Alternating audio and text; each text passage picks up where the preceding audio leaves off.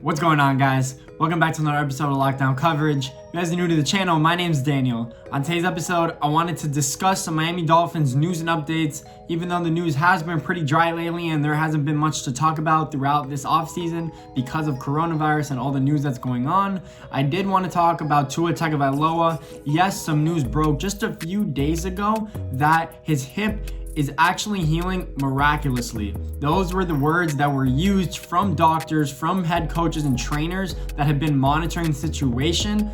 If that is true, and hopefully that is 100% true, then Tua should be ready for training camp, in my opinion.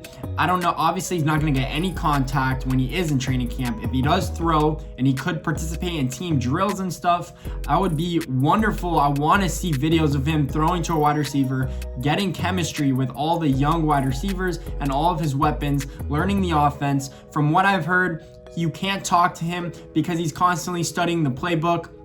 If that's facts, that is exactly what you want to hear. It almost makes me too happy when I think of the things that Tua is doing to prepare himself for this year, potentially next year, to be as prepared as possible, even though there's a whole bunch of obstacles in his way in terms of healing and not getting able to be in mini camps with the Dolphins, to actually be running plays and seeing, because a lot of people, a lot of quarterbacks especially, do better when they see what's going on in front of them. It's way harder to actually see what's happening when you're learning a play. You'd rather see it on the field than obviously on a book. So that makes sense. I think Bryan Flores, I need to call Bryan Flores though, because if anyone has Bryan Flores' contact that's watching this video, please leave it in the comment section. I need to give him a call and make sure that he doesn't start Tua too early in the season. I don't care if he's healthy and he knows the playbook and he looks spectacular.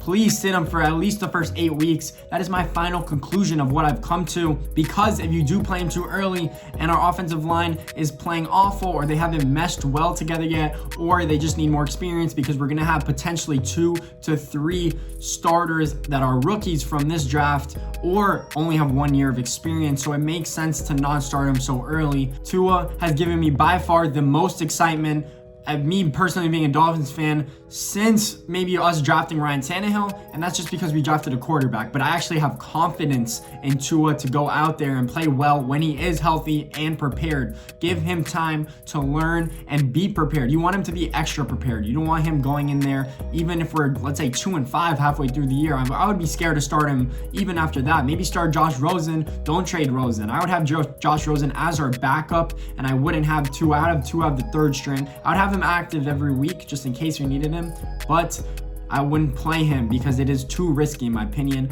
And then I wanted to transition to maybe free agency news with the Dolphins. I know there hasn't been any free agent signings, particularly in the past month, but there are great free agents still on the market. And going back to what I was talking about our offensive line, maybe have 2 rookies start that you're confident about starting. Don't throw one in there into the fire. That is what we did with Dietrich last year from Wisconsin, our 3rd round pick, and he struggled mightily. He might have lost confidence, but let's see if he could regain that confidence, because at Wisconsin, they pump offensive linemen. So I think he could get back there and have a bounce back year for the Miami Dolphins.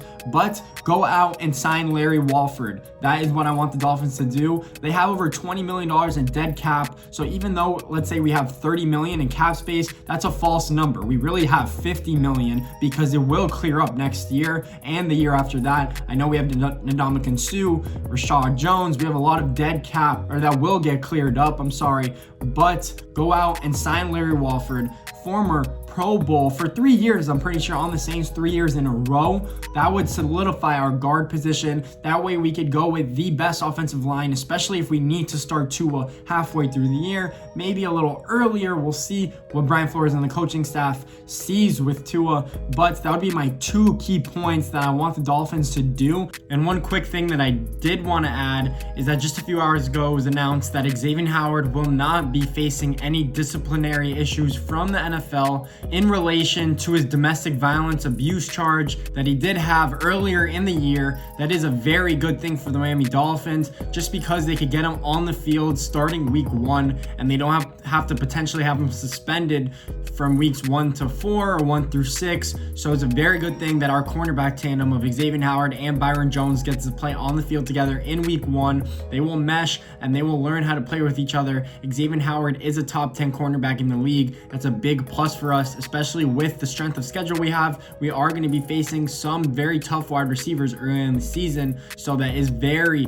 very good that Xavien Howard will be playing, probably, if healthy, most of the season. If you guys like this video, please make sure to leave a thumbs up and subscribe. I really appreciate it, guys. More Dolphins updates to come as the season gets closer. I'm going to be pumping content out once the season gets closer. I'm just really dry with news right now, but thanks for watching.